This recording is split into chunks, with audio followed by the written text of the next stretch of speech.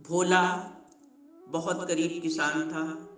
गांव में छोटी सी कुटिया बनाकर अपनी बेटी के साथ रहा करता था। उसकी बेटी का नाम संगीता था। वो घर में अपने कामकाज के अलावा पिता के भी कामकाज में मदद किया करती थी। वो बेहद खूबसूरत और मृदुभाषी थी। यौवन की दहलीज पर वो पांव रख चुकी थी। गांव के सब लोग उसे बहुत प्यार करते थे। उसने ज़्यादा पढ़ाई लिखाई नहीं की थी, क्योंकि गांव में प्राइमरी स्कूल तक ही शिक्षा की सुविधा थी। लेकिन उसकी वाक्पटुता व सुघड़ता को देखते हुए ऐसा महसूस होता था कि वो काफ़ी पढ़ी लिखी है।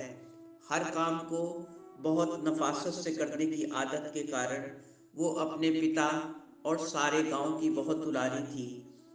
गांव के जमींदार का बेटा, जो एक बहुत बड़े शहर में रहकर पढ़ाई किया करता था, छुट्टियों में गांव आता जाता तो उसकी नज़र संगीता पर पड़ ही जाती थी। वो कुएं से पानी लेने जाती या अन्य किसी काम से, तो जमींदार का बेटा अमर उसको देखता ही रह जाता। गांव में या शहर में इतनी सुंदर, सुघड़ व शालीन युवती उसकी आंखों से न गुजरी थी। वो मन ही मन संगीता को प्यार करने लगा। लेकिन संगीता इन सब बातों से अनभिज्ञ अपने काम से काम रखती और फालतू घर से कभी न निकलती। एक दिन की बात है, घर से वो पानी खत्म होने के कारण कुएं से पानी लेने निकली। कुआं घर से काफी दूर था। शाम होने लगी थी। वो अभी आधे रास्ते तक ही पहुंची थी कि उसे पीछे से किसी ने पुकारा, सुनिए, आपसे मुझे बात करनी है। चौंक कर संगीता ने जब पीछे देखा तो कुछ ही दूरी पर एक सुंदर सा युवक खड़ा उसे पुकार रहा था। संगीता घबरा गई कि मैं तो इसे जानती तक नहीं। कौन है ये और क्या चाहता है मुझसे? वो आगे बढ़ने ही वाली थी कि फिर से अमर ने उसे पुकारा। इस बार संगीता ने हिम्मत करके अमर से पूछा कि आपने मुझसे कुछ कहा? संगीता चौंक रही थी और दिल ही दिल डर भी रही थी कि ये कौन है। फिर बोली, मैं आपकी क्या मदद कर सकती हूँ? अमर ने झिझकते हुए उससे बताया कि मैं इस गांव के जमींदार वीर बहादुर का बेटा हूँ। आपने मुझे नहीं देखा होगा, क्योंकि मैं अपनी पढ़ाई दूसरे शहर में रहकर कर रहा हूँ और कम ही गांव आता जाता हूँ। आपको काफ़ी दिनों से मैं देखता आ रहा हूँ। मेरी छुट्टियाँ अब ख़त्म होने वाली हैं। अगर आप बुरा ना माने तो एक बात आपसे कहूँ। हैरत से संगीता कुछ न समझते हुए उसकी तरफ देखकर बोली कि देखिए, मैं एक बहुत गरीब किसान की बेटी हूँ। मैं आपकी क्या मदद कर सकती हूँ? अमर ने कहा, मुझे कोई मदद नहीं चाहिए आपसे। मैंने जिस दिन आपको पहली बार देखा था, उसी दिन से आपसे प्यार करने लगा हूँ और रोज़ रोज़ छिप छिप कर आपको देखता रहता हूँ। कभी आपके सामने मैं नहीं आया। और आज अगर मैं आपसे ये सब बातें नहीं कहता तो मैं फिर कभी नहीं कह पाता। प्लीज़ बोलिए, आपको मेरा प्यार कबूल है? संगीता सकते में आ गई कि ये अनजान इंसान क्या क्या बोले जा रहा है। ये इतना अमीर इंसान और मैं बेहद गरीब किसान की बेटी, इसको शायद मालूम नहीं कि क्या कह रहा है ये। वो संकोच से टालने की नियत से बोली कि देखिए, अभी मैं कुछ नहीं कह सकती। शायद आपको मेरी गरीबी या ऊंच नीच का या गांव वालों का या घर वालों का कोई अंदाज़ा या ख्याल नहीं है, इसलिए ना समझी में आप ना जाने क्या क्या बोले जा रहे हैं। अमर ने संगीता की बात बीच में ही काट दी और बोला, आपके विषय में मैं सब कुछ जानता हूँ और अपने होशो हवास में ये सब कह रहा हूँ। बाकी बातें मुझ पर छोड़िए, बस जो पूछ रहा हूँ वो बता दीजिए। संगीता ने डर से पीछा छुड़ाने की नियत से उसको टाल दिया और बोली कि आपको मैं इस बात का जवाब कल दूंगी। ये कहकर वो तेजी से कुएं की तरफ पानी लेने के लिए चली गई और पानी लेकर फिर अपनी कुटिया में आ गई। अब संगीता के दिल का चैन खो चुका था। वो बहुत बेचैन सी थी। जितना उन बातों से पीछा छुड़ाना चाहती या भूलना चाहती, उतना ही अमर का सुंदर चेहरा, उससे कही हुई बातें उसको बार बार कानों में गूंज रही थी। रात में भी वो ठीक से सो ना पाई और सवेरे चिंता के कारण उसको बहुत फिक्र हो रही थी कि वो उस युवक को अगर आज उसने कुछ पूछा तो क्या जवाब देगी। इसी कश्मकश में काफी समय निकल गया। अब पिताजी भी खेतों में से आ चुके थे। कुएं से पानी लेने के लिए वो निकली तो उसका दिल जोर जोर से धड़क रहा था। वो सतर्क होकर चली जा रही थी कि अचानक पेड़ों के झुरमुट से अमर निकलकर उसके सामने आ गया और उससे वही कल वाली बात दोहरा के पूछा।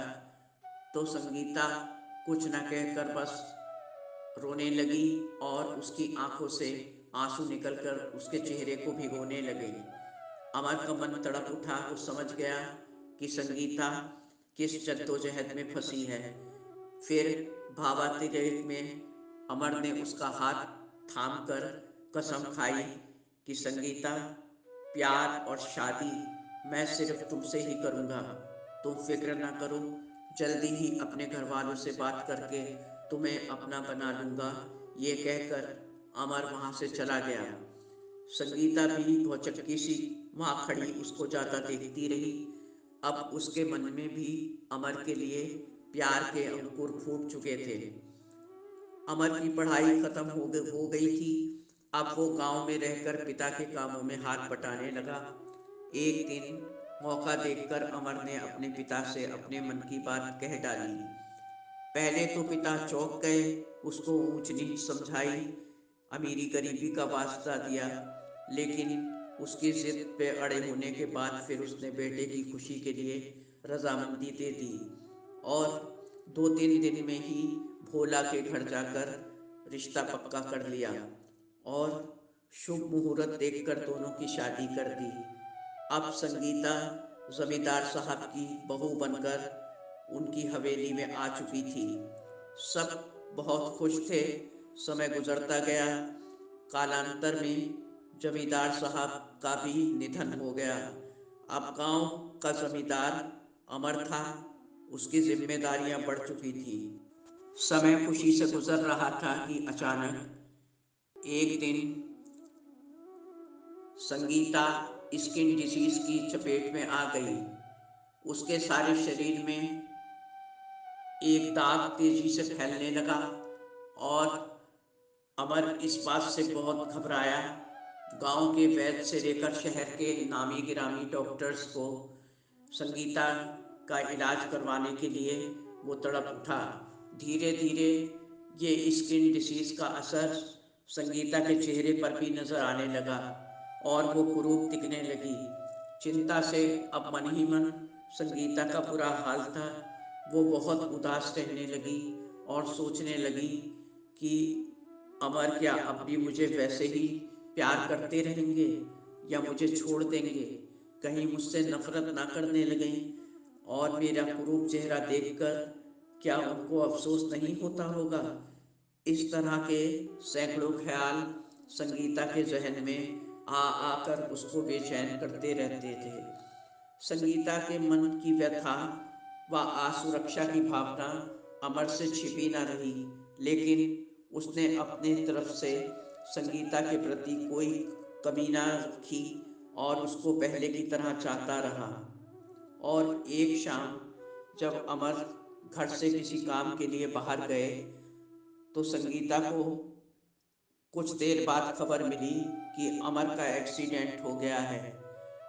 वो रोती तड़पती अस्पताल में पहुंची और उसने डॉक्टर से अमर का हालचाल पूछा तो डॉक्टर ने संगीता को समझाया कि घबराइए नहीं, इनकी जान को कोई खतरा नहीं है, मगर सिर में गहरी चोट आ जाने के कारण इनकी आंखों की रोशनी अब चली गई है, ये अब कभी नहीं देख सकेंगे। संगीता पर वज्रपात हो गया, लेकिन ये सोचकर खुद को उसने संभाल लिया कि इस दुख की घड़ी में अमर को मेरी बहुत ज़रूरत है। अब कुछ दिनों के बाद जब घाव भरने लगे तो अमर डिस्चार्ज होकर अस्पताल से घर आ गया। दोनों की जिंदगी बदल चुकी थी। अमर आंखों से नहीं देख सकता था और संगीता कुरूप हो चुकी थी। लेकिन अमर के प्यार में अब भी कोई कमी ना आई। वो पहले की तरह ही संगीता को चाहता रहा। एक बार संगीता बहुत सख्त बीमार पड़ी और अमर ने बहुत अच्छे अच्छे डॉक्टर से, वैद्य से उसको इलाज भी करवाया, लेकिन ये लोग भी संगीता को बचा न सके और वो अमर को दुनिया में अकेला छोड़कर अनंत यात्रा पर चली गई। अब अमर रात दिन रोता रहता और खुद से ही घंटों बातें करता रहता। वो बिल्कुल तन्हा हो चुका था। घर से निकलना भी अमर छोड़ चुका था।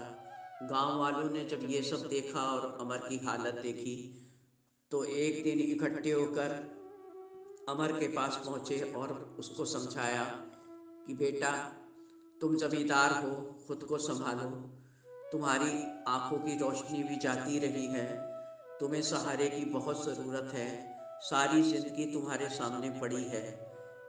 कदम कदम पे तुम्हें किसी ना किसी साथी की ज़रूरत होती होगी और ये साथी तुम्हें पत्नी के ही रूप में मिल सकता है। इस पर अमर ने बहुत शांत स्वर में गांव वालों को जवाब दिया कि मेरे प्रति आपकी चिंता लाजमी है, लेकिन मुझे दूसरी शादी की कोई भी ज़रूरत नहीं है। ना ही मेरी आंखों की रोशनी गई है। मैं पहले जैसा आप सबको देखता आ रहा हूँ और अब भी देख रहा हूँ। आंखों की रोशनी जाने की बात मैंने जानबूझकर डॉक्टर से संगीता को बताने के लिए कहा था, क्योंकि स्किन डिसीज से उसका चेहरा और शरीर सब कुरूप हो गए थे। वो चिंतित रहती थी कि कहीं मैं उसे छोड़ ना दूं या पहले जैसा प्यार न करूं। वो असुरक्षा की भावना से भर गई थी। तो मैंने खुद को अंधा बनाकर जीने का फैसला किया ताकि वो मेरे साथ नॉर्मल ज़िंदगी बिता सके और उसके मन से अपनी कुरूपता की बात और असुरक्षा की भावना हमेशा के लिए निकल जाए। पर कुदरत ने फिर भी उसको मुझसे छीन लिया। ये कहकर अमर घुटनों में मुंह छिपाकर रोने लगा और गांव वाले अब बाप से खड़े अमर के त्याग और इतने बड़े बलिदान के फैसले से विस्मित होकर जहाँ के तहाँ खड़े गहन विचारों में खो चुके थे। एक बड़े राज से आज पर्दा उठ चुका था। दोस्तों, आपको मेरी ये कहानी कैसी लगी? प्लीज़ कमेंट बॉक्स में जाकर ज़रूर अपनी प्रतिक्रिया दें और चैनल को सब्सक्राइब व वीडियो को लाइक करना ना भूलें। आपकी हर मनोकामना सदैव पूरी हो, यही मेरी दुआ है। धन्यवाद। आपकी अपनी जैस्मीन।